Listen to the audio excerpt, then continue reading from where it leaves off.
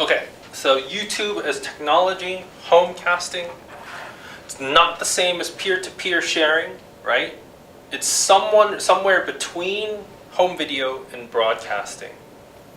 I think this is, again, kind of important to note. But on 149, he talks about how YouTube's central server is where all content is held, right? So again, these questions of ownership, like you own it until you don't, right?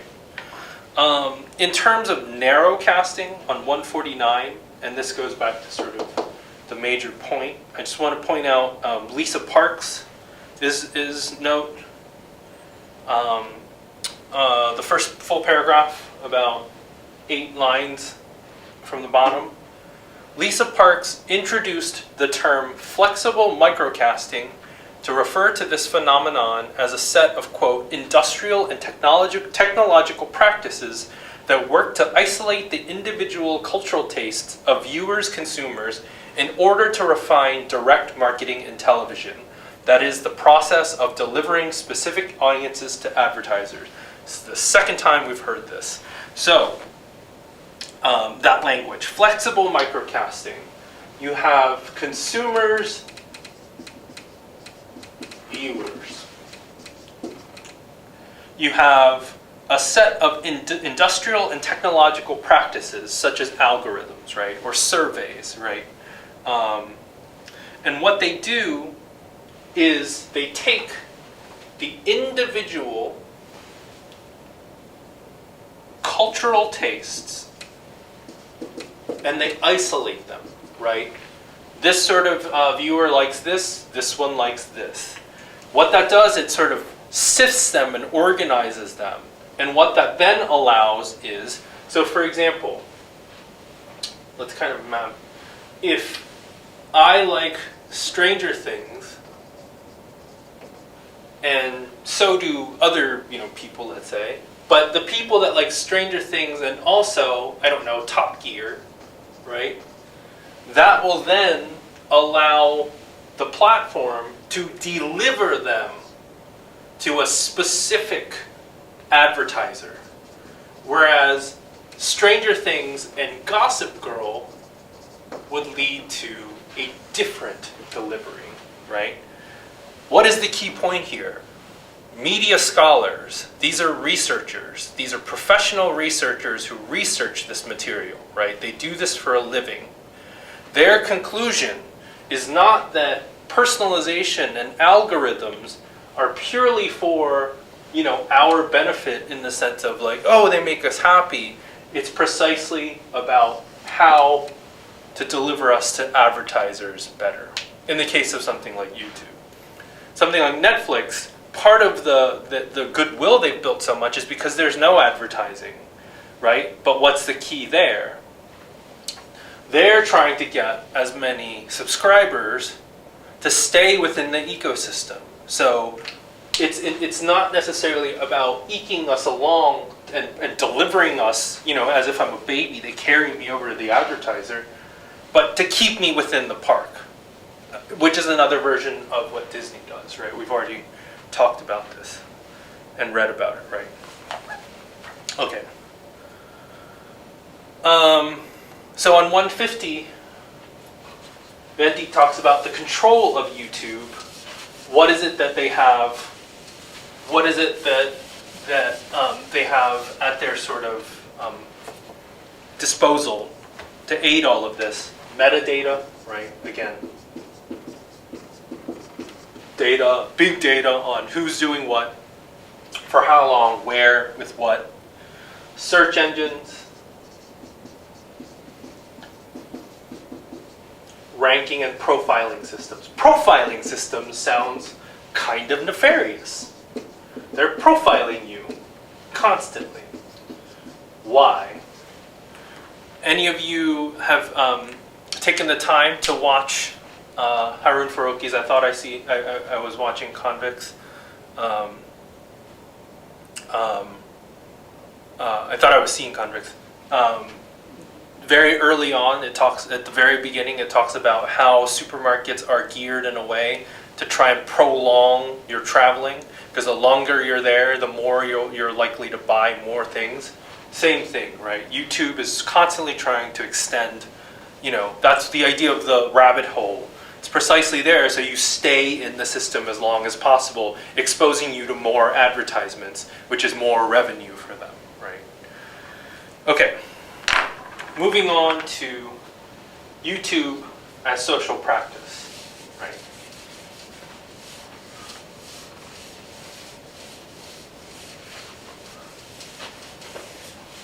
I mean, it makes you wonder, well, for one, the fact that this is going up on YouTube and it's critical of their practices, they don't give a shit, they don't care, because it doesn't affect anything, right?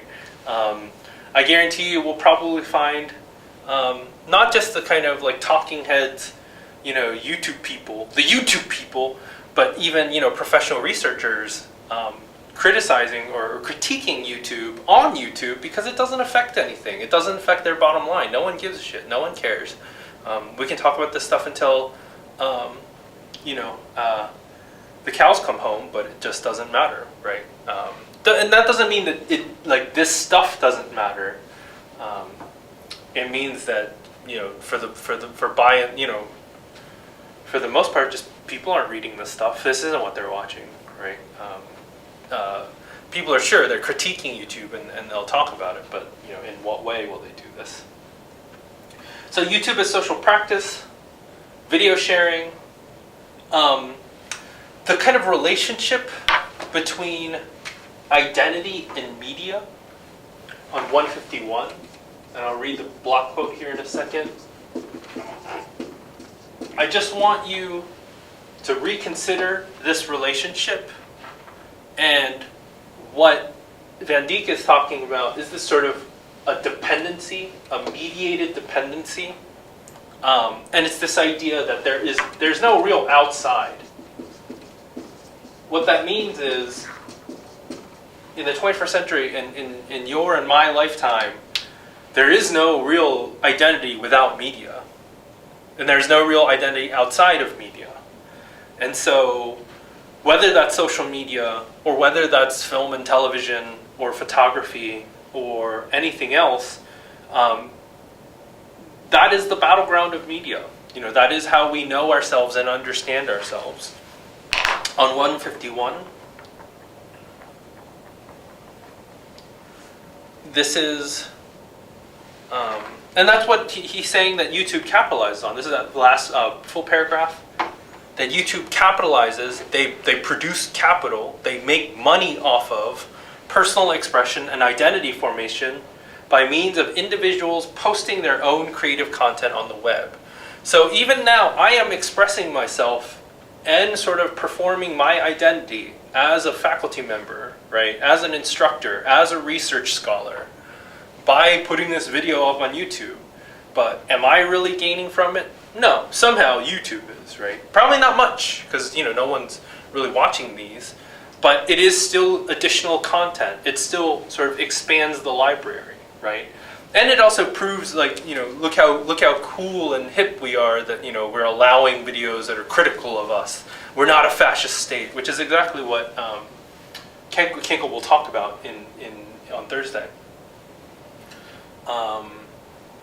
But he talks about how the old logo "Broadcast Yourself" is emphasizing the marriage between private information and public staging. However, identity building and individual expression do not take place outside of the sphere of broadcast media. In fact, there is no space outside the world of media, but that mediated world is an integral part of everyday life, inundating the minds of people with numerous modes of identification. A few lines later, he talks about this as mediated dependency. To be clear, this is not some sort of conservative or old-fashioned critique of a reliance on media.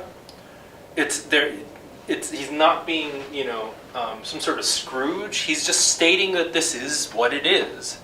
And he's pointing that out so that we can accept it and then move on from there, And really it's about how can we take more control over the fact, instead of denying, right, that I make myself, that we perform ourselves through images and cameras and social media. It's rather, how can we take more agency? It's in denying that there's a bigger problem, is what he's trying to point out. Okay. On 153, there's a term that I think is important enough that we should talk about briefly, this idea of demystification.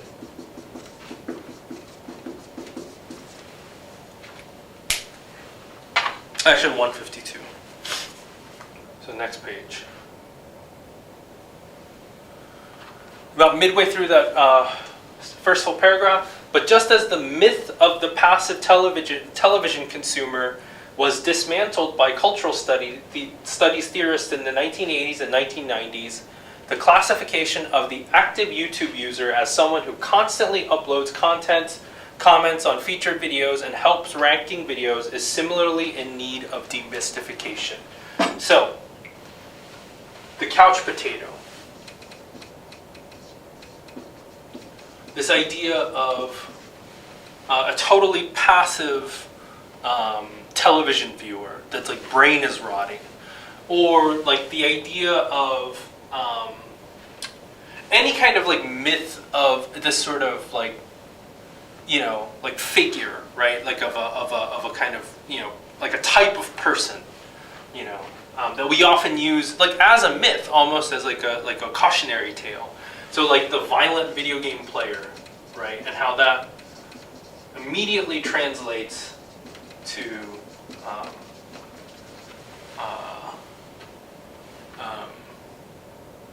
violent behavior. Or like, if you think about like the sort of vapid valley girl, especially, you know, like in Clueless, right? Actual socio-cultural, sociological, and ethnographical studies will show, and research will show, that it's just never this simple. These are characters that exist in movies, right? We are like this kind of, not necessarily the rigor of the research that disproves that these are just simply convenient types, but rather the kind of impulse to disprove this is something that we see all the time. You know, and specifically, if you think about yourselves, like the idea of the millennial, and the specific type of millennial, right? We see constantly a sort of demystification, right? Where it's like, people think this, people think that, people think we're glued to our phones, people think we've ruined the economy. You see all sorts of memes of this. However, the move here is to not only demystify when it's only to your benefit, right? It's like people say all sorts of things about me that they just don't understand me wrong, but we can't turn around and immediately say, well, boomers are the problem, right? They're the ones that have it all wrong, right? It's like we can't do what's done unto us just because it, you know, it doesn't suit us. Similarly, in contradistinction, we can't indulge in these sort of figures when they flatter us. So what I mean is like, he's not demystifying necessarily just the kind of negative sort of images or figures. He's also, you know, demystifying this idea of like the power YouTube user that's like active and engaged and like, you know, participating like, you know, intensely in YouTube, when in fact it's like a really small actual demographic. Do you see what I'm trying to get at? Does that make sense, right? Because it's like, similarly, it's like, you know, just because we don't like this idea of this sort of fragile snowflake millennial, we can't then kind of pose that like everyone from age like, what is it, something like 19 to like 35, you know, is this like incredibly, you know, active, political, you know, thoughtful, critical thinker either. Does that make sense? like, because the truth is somewhere, it's neither of those things. It's a mixture of those things, right? And the answer is, you know, to not indulge in these kind of figures, whether you know, like in images, whether we benefit from them or not. Okay, moving on. Well, we still have. And then finally, along those lines, or so I'll do that after I've changed it. So on 153, the next page. Let's see. That last paragraph in the section, he talks about how YouTube viewing practices stem from television practices. I bring this up just to say, like, YouTube is absolutely something that's different from television, right? Same with Netflix. And we set those, I mean, just like in those memes, let's say it's cable and just broadcast TV, and YouTube and Netflix. We set up these dichotomies, right? And we treat them as binary oppositions. Why? To go back to the media identification, because we associate this with older generations. These we associate with youth and ourselves, right? Same way, like, even your generation might be, you kids might say, like, oh, like, those kids are on TikTok, I don't understand it. It's like, you guys are like 2 years removed from them. It's kind of funny. But anyways, in doing so, like, when like, you really like someone, and then you just, like, you like everything about them, and conversely, like, you really don't like someone, and the slightest things they do, you just dislike them. A similar thing can happen where you sort of start to invest in this relationship, this dichotomy, this opposition, more and more and more. You find more and more reasons. It's, just confirm what you already think, that this and this have nothing to do with one another. And it's because, you have these other investments sort of embedded in them, right? But that can kind of cause you to sort of, shy away from or neglect the fact that there is not only a very real continuity where this is building off of this, also an interchange where the two are constantly in dialogue, right? So historically, it's just not a clean break. And two, it's like these two are constantly in relation with one another anyways. The same way that, like, old people and young people are. It's like, it's just not that easy, right? And so, I'm sort of bringing this all up just to say, like, just be careful about this kind of. Another version of this, like, what I keep saying is that, like, just because something is like 5 years old or 10 years old or God forbid 100 years old, like, don't think that it's, like, automatically irrelevant. Like, just because something is new does not make it, or more recent, automatically make it better, I suppose. So this is a kind of instance where it shows, like, no, it's like this is kind of building off of this. Okay, my brain's starting to go.